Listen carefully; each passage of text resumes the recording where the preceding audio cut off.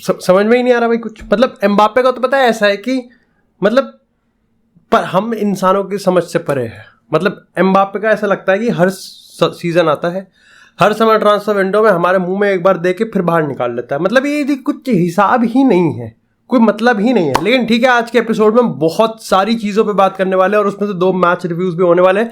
लेकिन सबसे पहले हम लोग बात करेंगे उस नाजुक यानी कि उस मामले की नज़ाकत को देख के भैया यहाँ पर चीज़ें इमोशनल होने वाली है। क्योंकि देखो यार, रियल मैड्रिड में जो चीज़ें अभी चल रही हैं जिस पर डेफिनेटली हम यहाँ पर लाइव स्ट्रीम करने वाले हैं। और एपिसोड में आगे जाने से पहले सबसे पहले तो भाई थैंक यू सो मच। कल लगभग 4000 कमेंट आए हैं उस वीडियो पे, गिव अवे वाले पे। और गिव अवे भाई ये वीडियो अपलोड होते ही तुमको इंस्टाग्राम पे दिख जाएगा, उसका लिंक मैंने पिन कमेंट में डाल रखा है। और भाई आज से 11 साढ़े 11 के बीच में रात के हम सेकंड चैनल पे अपना फीफा करियर मोड चालू करने वाले हैं। सो डू मेक श्योर आप वहां पर भी जरूर हो, उसका लिंक भी मैंने डिस्क्रिप्शन में दे रखा है पिन कमेंट में। रियल मैड्रिड के जो पत्ते हैं जिस पे हम रात को 9 बजे लाइव स्ट्रीम पे खुल के बात करेंगे, वो बहुत बिखरते हुए दिख रहे हैं और कई मामलों में तो लग रहा है कि शायद से किसी ने पत्तों में आग ही लगा दी है। बात असल में ये है कि एम्बापे का ना आना ज्यादा चोट दे रहा है या फिर कोर्तोआ और मिलिटाओ का पूरे सीजन के लिए बात। क्योंकि जहां मिलिटाओ के लिए टोन मसल वाली चीज लग रही थी कि नी में कोई प्रॉब्लम हो सकती है, लेकिन अब कंफर्म है कि भैया एसीएल वाली इंजरी है और लगभग 6 महीने तो कम से कम यहां पर ईडर मिलिटाओ गायब है। और ऐसी चीज यार होती है जो ये लॉन्ग टर्म इंजरीज होती हैं, इसके कमबैक के बाद प्लेयर की क्या परफॉर्मेंस रहती है, ये बहुत बड़ा तुक्का रहता है। अब यहां पर रियल मैड्रिड के पास देखो बहुत सारी चीजें हैं जो कि उनको निपटानी है, लेकिन जो चीज बहुत क्लियर कट है वो तो आपके सामने ही है कि आपके गोलकीपर था जिसको यहां पर आंसर करने की कोशिश की है केपा से। और मैं आपको बता दूं यहाँ पर केपा के रिगार्डिंग बहुत सारे गोलकीपर एनालिस्ट की हम बात करें या फिर एक्सपर्ट्स की बात करें, उन्होंने यही कहा कि केपा के जो फंडामेंटल है वो काफी ज्यादा क्लियर है और काफी ज्यादा क्विक भी हैं। ऐसे में रियल मैड्रिड को फायदा हो सकता है और इन वर्स्ट के सिनेरियो अगर कुछ ना भी चला तब भी यहाँ पर केपा बाकी सारे ऑल्टरनेटिव से बढ़िया है, अगर हम फाइनेंशियल, इकोनॉमिकल और बाकी नेगोशिएशन, डिप्लोमेटिक चीजों को कंसिडर करते हैं। अगर सेंटर बैक की बात करें तो एक बार रियल मैड्रिड की कम्युनिटी को अपने आप से फिर ये पूछना पड़ेगा क्या ये एक बार मौका आ चुका है कि हम सर्जियो रैमोस को या फिर पेपे को निकाल के ले आए वापस रियल मैड्रिड में।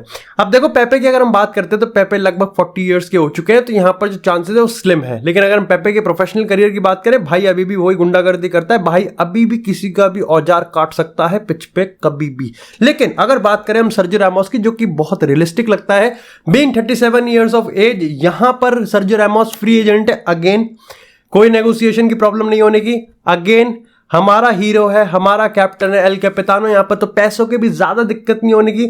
बस जो तीसरा पॉइंट है वही सबसे बड़ा हिक्का है, वही है यहाँ पर स्पोर्टिंग रीजन। देखो कायदे से यहाँ पर काफी सारे फैन फोरम्स में मैं डिस्कशन को देख रहा था कि रियल मैड्रिड के लोग इस चीज के लेके एक्साइटेड तो हैं, लेकिन इस चीज को लेकर रिसेप्शन और क्या प्रेडिक्शन आ रही है। तो यहाँ पे लोगों ने कहा कि यार देखो पेरेज जिसको एक बार जाने देता है उसको वापस लेके आने में ज्यादा इंटरेस्टेड होता नहीं है, और उसके ऊपर से 37 साल के आदमी को तो बिल्कुल भी नहीं। अब देखो सबके लिए यहाँ पर एक रिस्पेक्ट है, लेकिन मैंने जब इस चीज को थोड़ा सा बारीकी से देखा, वही ना जैसे वक्त की नजाकत के साथ हमने अगर इसको देखा, तो 2 चीज मैं समझ पा रहा हूं यहाँ पर। सबसे पहले तो यार यहाँ पर है कि शॉर्टेज तो है हमारे पास। यहाँ पर ईडर मिलिटाओ नहीं है, हमारे पास रूडिगर है, आलाबा है और नाचो है। रूडिगर आलाबा को खेलना पड़ेगा कंफर्म, यानी कि बैकअप पे हमारे पास सिर्फ नाचो है। तो क्या हम ये मान के चल रहे हैं कि रूडिगर जो कि अभी तक अपने आप को इंप्रेस नहीं कर पाया रियल मैड्रिड जर्सी में, वो कर देगा? या क्या हम मान के चल रहे हैं कि नाचो के पास वो क्वालिटी है जो कि हमको चाहिए? क्योंकि अगर ये सब है, अगर हम ये मान के चलते हैं कि Sergio Ramos is not an upgrade on Nacho, तो ठीक है, लाने की जरूरत नहीं है।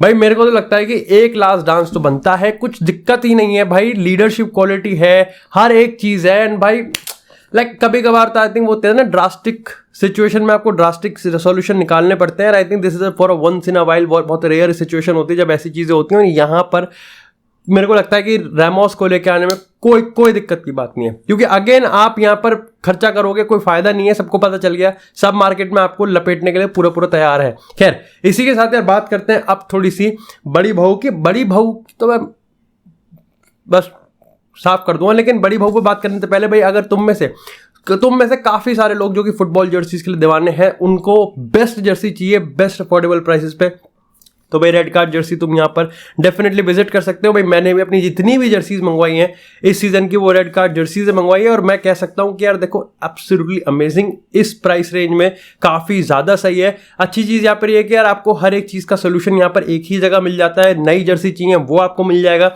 अगर पिछले सीजन की ऑफ नहीं बिल्कुल ताबड़तोड़ सेल पे जर्सी चाहिए वो भी मिल जाएगी, और आपको सबसे इंपॉर्टेंट चीज जो कि आज के टाइम पे काफी रेयर है, रेट्रो किट्स आपको मिल जाएंगी, काफी ज्यादा इंपॉर्टेंट। और सबसे बड़ी चीज है क्रेडिबिलिटी भी यहाँ पर काफी सारी अच्छी चीज है। तो आप डू मेक श्योर कि डिस्क्रिप्शन और पिन कमेंट में आप ये लिंक पे जाके जरूर चीजों को चेकआउट कर सकते हैं, और एक बार मेरे को लगता है कि आपको एक मौका तो जरूर देना चाहिए। मैंने देखा, मैं इंप्रेस्ड हूं, मेरे को लगता है कि तुम भी यहाँ पर इंप्रेस्ड जरूर होंगे। अब देखो यहाँ पर आपको समझना पड़ेगा कि एम्बापे ने जो किया उसमें रियल मैड्रिड का कट गया क्या?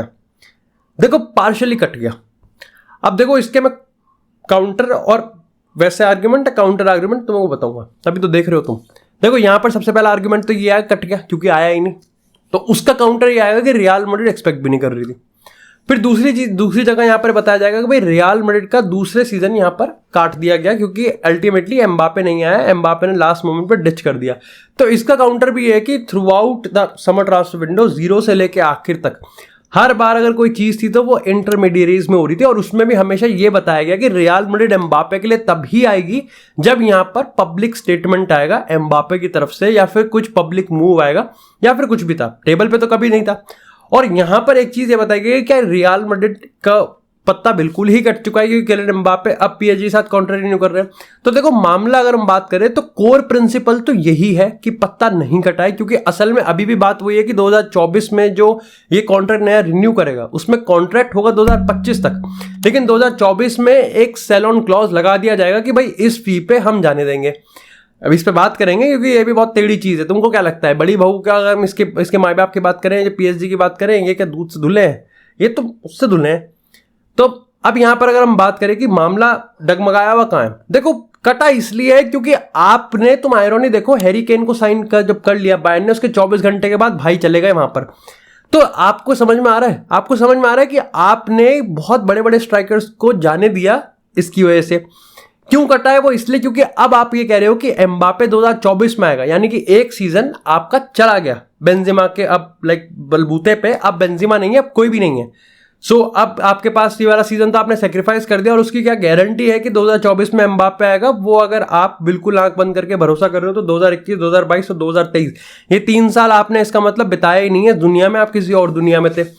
अच्छा यहां पर अब इसमें भी थोड़ी सी मामला दिक्कत का है। देखो मामला दिक्कत का इसलिए कि मेरे को ये समझ में नहीं आता कि 2024 का अगर कॉन्ट्रैक्ट सेल ऑन क्लॉज के साथ आ रहा है तो तूने बोला ही क्यों था? भाई मेरे को तो समझ में आता है कि अगर हम इसके प्रिंसिपल एग्रीमेंट की बात करें तो 31 जुलाई को अगर कुछ भी ना भोगता तो कॉन्ट्रैक्ट 2025 तक रिन्यू हो जाता और 2024 में चला जाता, उसमें कोई दिक्कत ही नहीं थी। भाई ये सारा ड्रामा काय को क्रिएट किया गया कि 2025 तक का कॉन्ट्रैक्ट करते हैं, फिर 2024 का रिलीज क्लॉज एक सेल ऑन क्लॉज डाल देंगे। इसका मतलब तो ये कि एक सेल ऑन क्लॉज ऐसा डलने वाला है जो कि रियल मैड्रिड को सोचने में मजबूर कर देगा। अगर कोई सेल ऑन क्लॉज 300 या 350 मिलियन का डलेगा तो मेरा आज ये ले ले। क्योंकि लेकिन तुम खुद सोचो यार, अगर ये सब ना बखेड़ा होता, बखेड़ा कहां से स्टार्ट होता कि 2024 में मैं कॉन्ट्रैक्ट रिन्यू नहीं करूंगा। अगर वो बोलता ही नहीं तो कॉन्ट्रैक्ट 2025 तक आ जाता। अरे तो 2024 में करने की जरूरत ही क्या थी? वो तो हम वैसे भी खरीद लेते ट्रांसफर फी देके। अगर 2025 तक तूने ये सारा बखेड़ा खड़ा ही क्यों करा?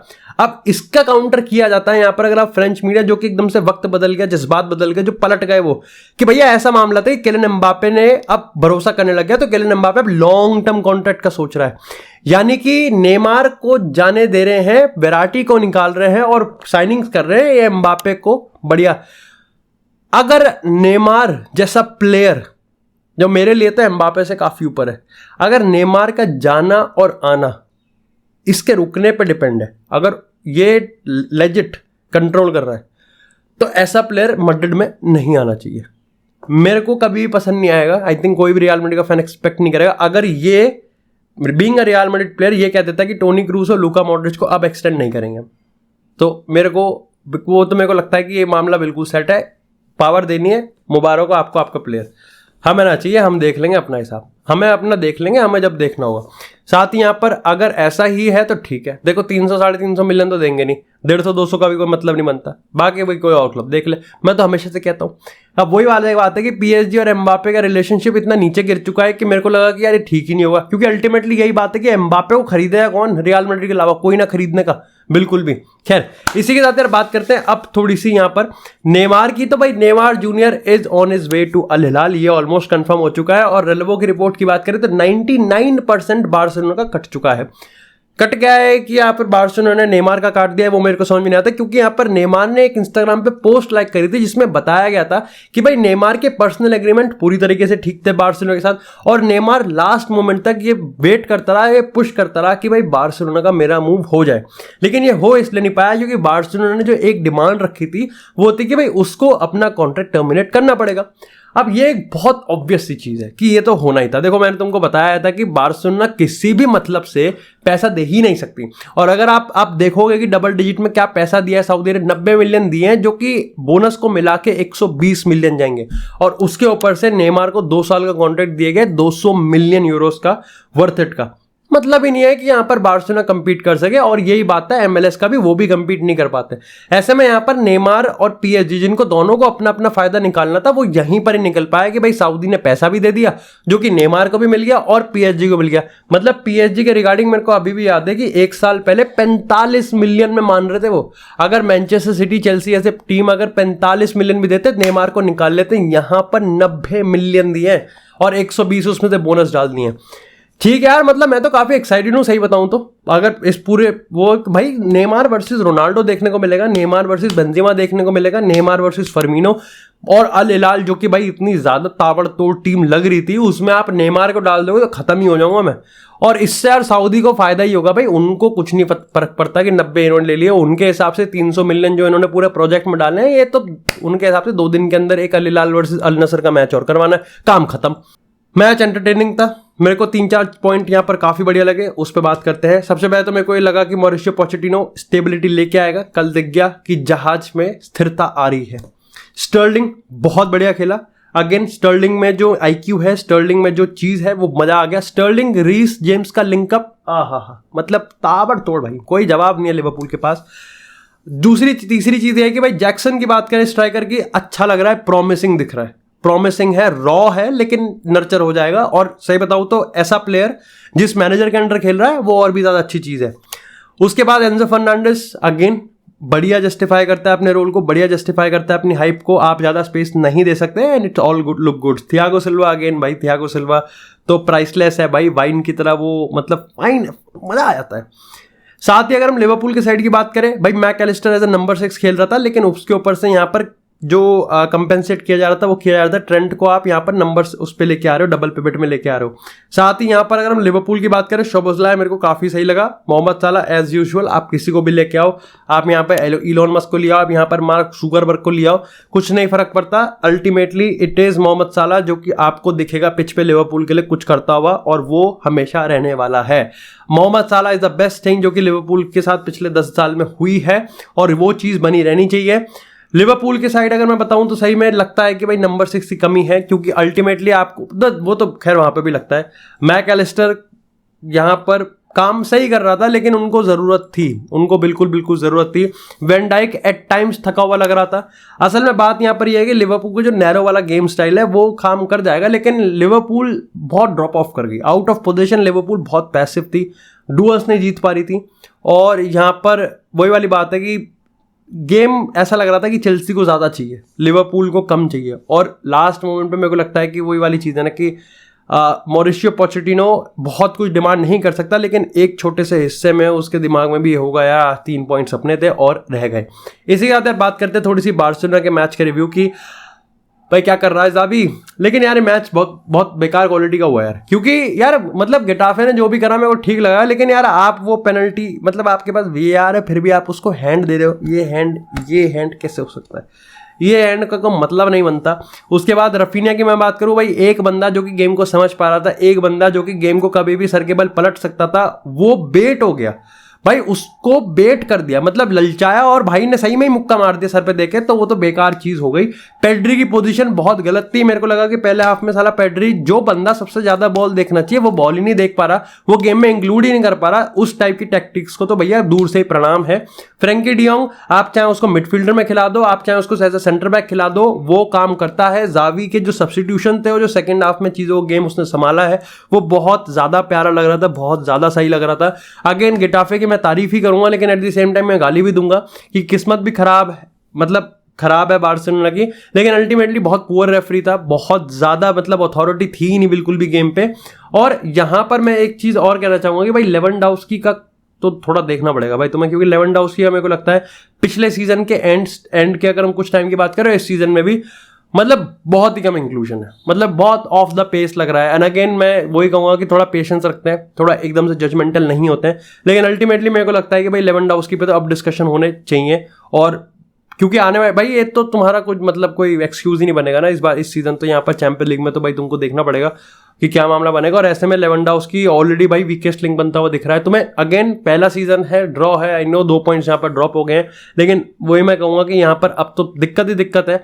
सबसे पहले तो आपको यहाँ पर रफीनिया को रिप्लेस करना पड़ेगा, कितने मैचेस का बैन लगा है। फिर आपको लेवेंडोव्स्की का देखना पड़ेगा कि भाई गेम में इन्वॉल्व हो रहा है, लेकिन उस गेम में किस इफेक्टिव के साथ इन्वॉल्व हो रहा है, ये भी देखना पड़ेगा। बाकी thank you so much guys for watching this episode. अगर आपको एपिसोड पसंद आया तो एपिसोड को लाइक करें, चैनल को सब्सक्राइब करें, आपको इसी तरह फुटबॉल से रिलेटेड एक्सक्लूसिव कंटेंट चैनल में मिलता रहेगा। तब तक के लिए stay tuned, stay safe, and I will see you guys in the next episode.